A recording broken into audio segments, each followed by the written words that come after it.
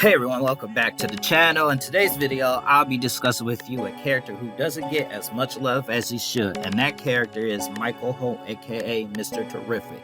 But first, if you're new to this channel, hit the like button, hit that subscribe button, and post a comment below. Let me know what you think about the character of Mr. Terrific. So, Mr. Terrific first appearance is Spectre Volume 3, Issue 54. He was created by John Estrader and Tom Mandrake. Mr. Terrific has a tragic past. What superhero origin would be without a tragic past? You see, he was arguing with his wife, who was pregnant at the time, about religion being pointless. She gets into a fatal car crash, which devastates him because the last thing they said to each other wasn't "I love you." He contemplated suicide, blaming himself for her death. He was met with the arrival of the Spectre. The Spectre tells him about Terry Sloan, the original Mr. Terrific, on how he fought for truth and justice. Seeing the similarities between them, he decided to take the mantle of Mr. Terrific. Now, Michael is a normal human with no special abilities, but if you ask what his skill set is, he would tell you that he has an aptitude for natural aptitude, because he can pick up on complex skills and abilities that others spend their entire lives perfecting, like when he performed surgery on Alan Scott after reading a medical textbook about the procedure. He's just that good. As Holt himself put it, everyone has a talent in something. His is learning, but the best ability he has is the T-shaped spears. The T-shaped spears are floating robotic spears you see floating around them. They have holographic projection, projecting laser grids, reading, manipulating other electronic devices. They also give Mr. Terrific the ability to fly, bearing his weight on them. But the best thing about them is that they can be used for combat purposes, as they have enough force to knock Shazam back. They also have a powerful electrical shock and can be used as projectile weapons. They respond to his mental and vocal commands. Mr. Terrific is invisible to all forms of electronic detection. This is because of the T-mask that is on his face, which has nanotechnology woven into his mask, which is molecularly bonded to his face, so it can appear and disappear at will. It also allows him to communicate with his T-spears. His invisibility is so great that the supercomputer OMAC couldn't even detect him.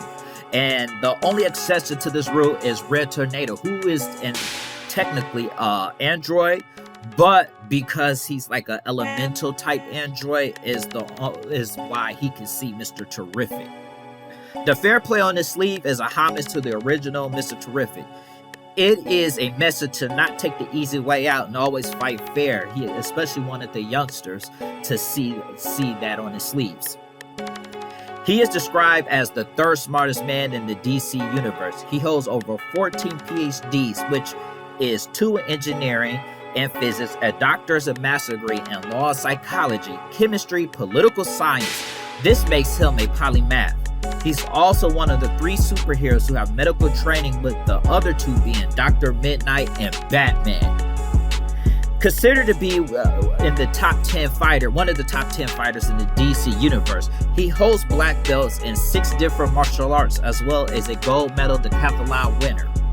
What is interesting is that Mr. Terrific has a friendly rivalry with Batman, because both men are regarded as the smartest men in the DC universe. But the one thing that Batman has over Mr. Terrific is that Wayne Corporations owns cyberware. Speaking of cyberware is Holt business. You see, Michael is a self-made millionaire. Another interesting thing about Holt is that he is an atheist, even though he has seen the Spectre. And as he would put it, the only thing he believes in is his teammates. What I want you guys to get out of this is to show how good of a character Mr. Terrific really is. And the good thing about the character is that he actually has his own comic book, and he has appeared in other sorts of media, especially like the Justice League Unlimited in 2006. He appeared in that. He appeared in the Fatal 5. I actually just watched that again. Really, really good TV show. Movie, you should watch it.